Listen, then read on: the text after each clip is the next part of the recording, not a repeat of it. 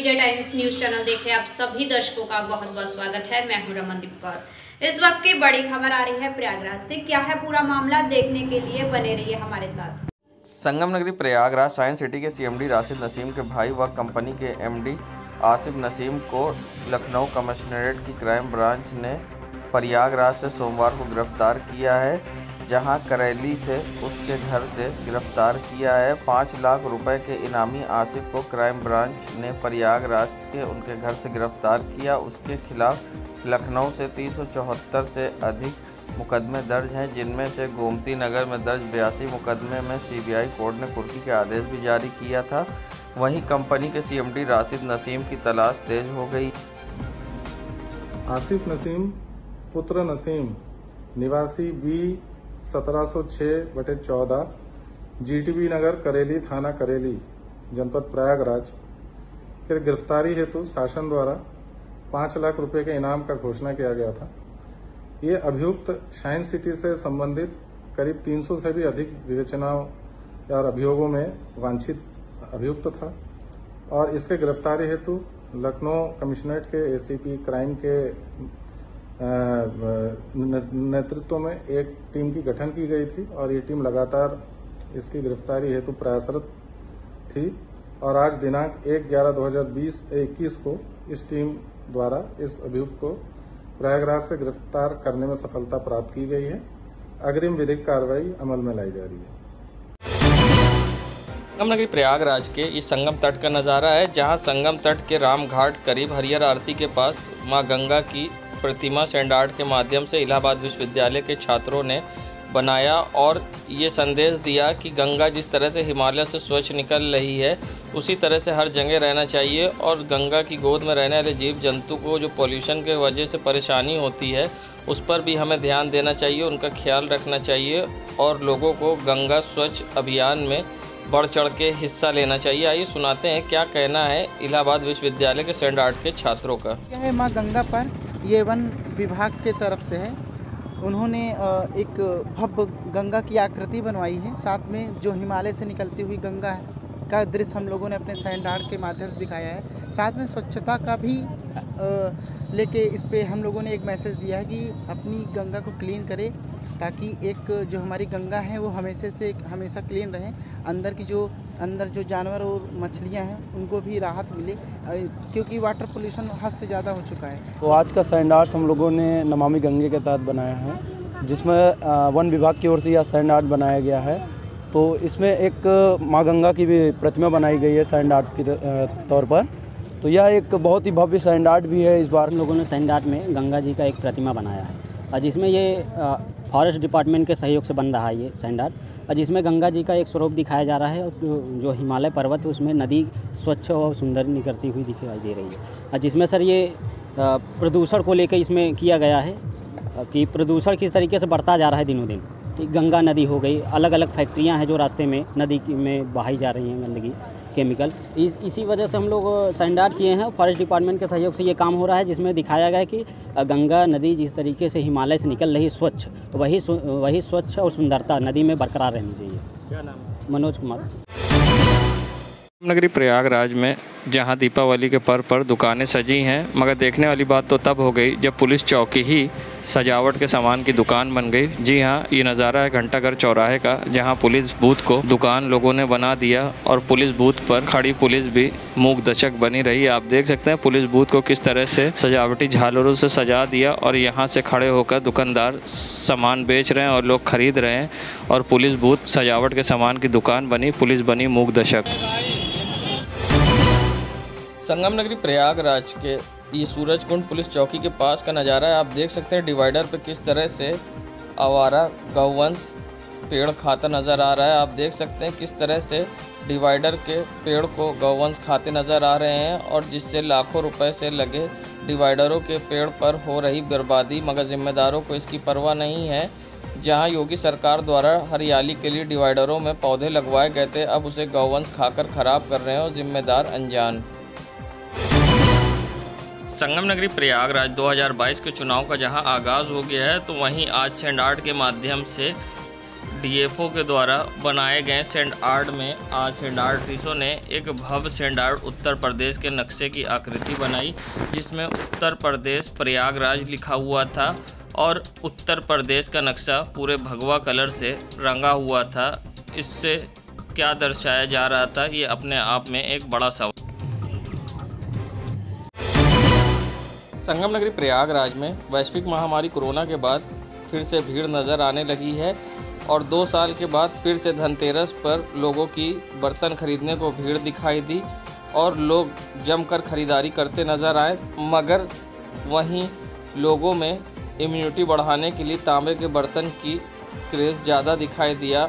बर्तन व्यापारी के अनुसार लोग बर्तन स्टील की जगह तांबे के ज़्यादा पसंद कर रहे हैं इस बार। और वहीं इस बार चाइनीज़ सामान का बहिष्कार करते हुए मूर्तियों की बंगाल और कलकत्ता से आई जड़ाऊ मूर्तियों की मांग दिखाई दी। और वहीं मूर्ति खरीदने वाली महिला ने बताया कि किस तरह से उन लोग बहिष्कार कर रहे हैं चाइनीज़ सामान का और किस तरह से लोग इम्यूनिटी बढ़ाने के लिए बर्तन खरीद रहे हैं तांबे का। आइए सुनाते हैं आपको क्या कहना है दुकानदार का और मूर्ति खरीदने वाली महिला का। एक्चुअली सर इस बार तो कस्टमर का स्कोप ज़्यादातर इंटरेस्ट देखा है तांबे पे है। एक्चुअली तांबा लोगों को बहुत फ़ायदा करे। स्टील यूज़ करते करते थोड़ा सा कस्टमर ने अपना टेस्ट चेंज किया है, आपको समझ रहे हैं। तांबे देखिए एक्चुअली में बॉडी को तो एनर्जी भी देता है, इम्यूनिटी बढ़ाता है काफ़ी, और लोग थोड़ा स्टैंडर्ड भी समझते हैं। आजकल क्रेज़ है तांबे का, तो लोग काफ़ी स्कोप है इस बार। तांबा लोगों ने काफ़ी पसंद की। इस बार जग काफ़ी बिका है मेरा तांबे का। तो सेल किस तरह से बिक रही है मार्केट में? सेल सर अब तो बहुत अच्छी नहीं कर सकते, बस सोच हो है थोड़ा बहुत, मतलब मज़ा आया। मतलब 2 साल से जो बैठा इंसान बंदा था तो थोड़ा बहुत तो एंजॉय हुआ है, बिजनेस है। इस बार क्या पिछले साल की अपेक्षा इस बार ज़्यादा चहल पहल है दिवाली पे, और इस साल चाइनीज़ आइटम भी बहुत कम है और ना हम लोग खरीद रहे हैं, हम ज़्यादा ले सामान ले रही हैं। गणेश लक्ष्मी है और लाइट है, चाइना लाइट नहीं ली है हम लोग ने। नया देखने को मिल रहा है कितना अच्छी चहल पहल ज़्यादा है। कोरोना के उसका पिछले साल कोरोना था तो कम थी चहल पहल, इस साल ज़्यादा चहल पहल है।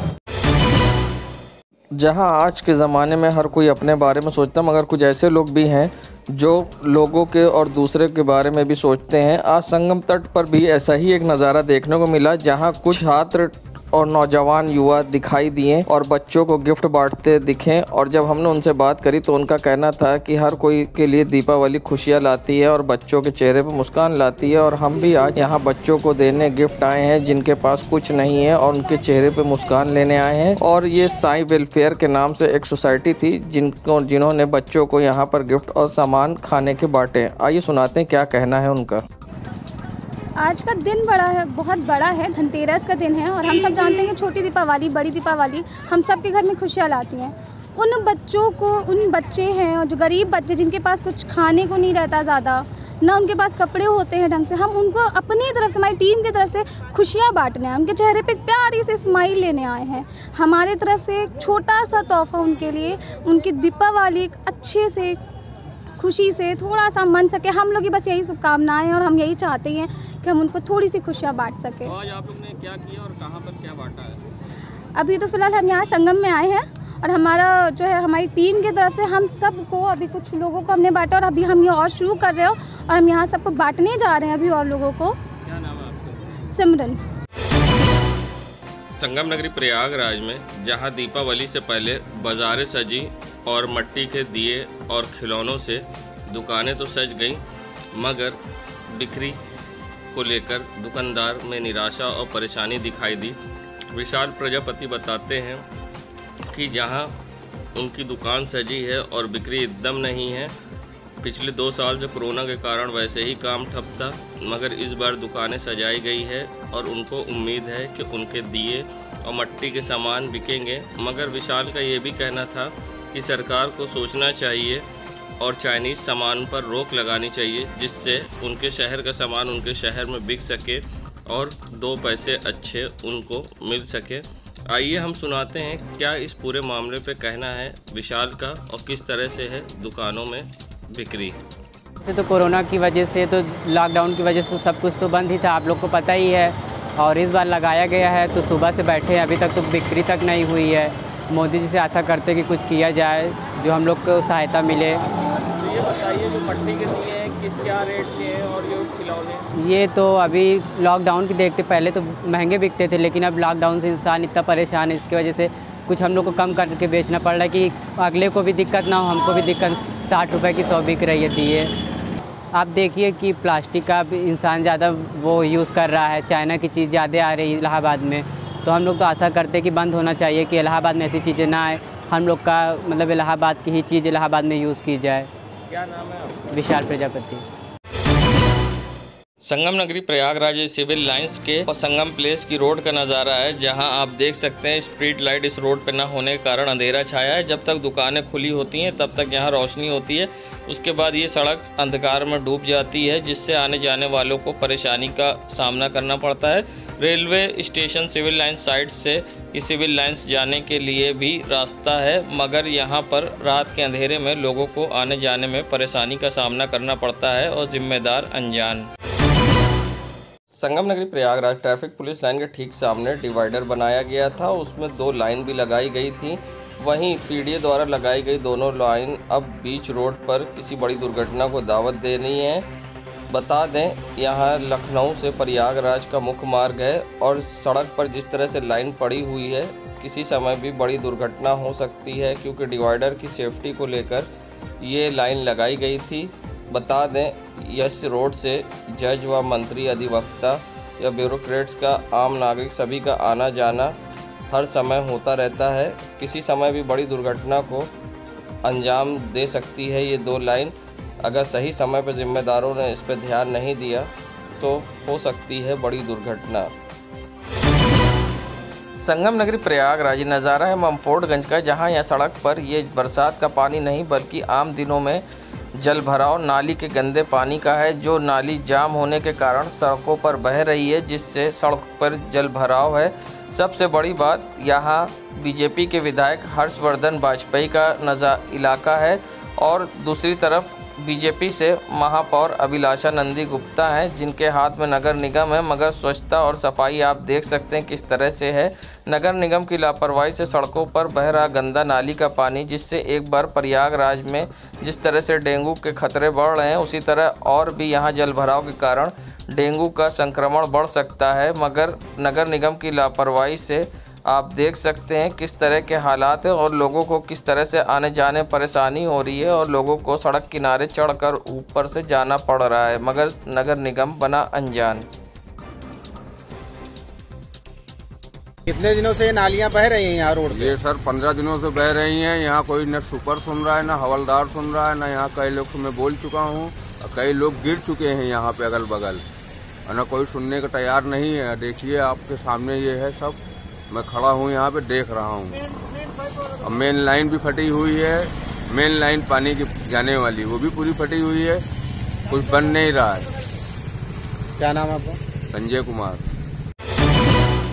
संगम नगरी प्रयागराज के ये ममफोर्डगंज की झाड़ू वाली गली का नज़ारा है, जहां मेन पाइपलाइन फट गई है और आप देख सकते हैं किस तरह से लगातार सड़कों पर पानी बह रहा है और अब लोगों के घर तक पानी नहीं पहुंच पा रहा है पाइपलाइन फटने से, जिससे पानी की किल्लत हो रही है और लोगों को परेशानी का सामना करना पड़ा। आप देख सकते हैं किस तरह से पाइपलाइन फट जाने के कारण पानी अब घर तक नहीं पहुंच रहा है और पाइपलाइन का पानी नालियों में बह रहा है, मगर प्रेशर कम होने के कारण अब लोगों के घर तक पानी नहीं पहुंच पा रहा है, जिससे पीने की पानी की लोगों को किल्लत हो रही है और न जाने कब सही होगा ये भी नहीं मालूम। आइए सुनाते हैं क्या कहना है यहाँ के लोगों का।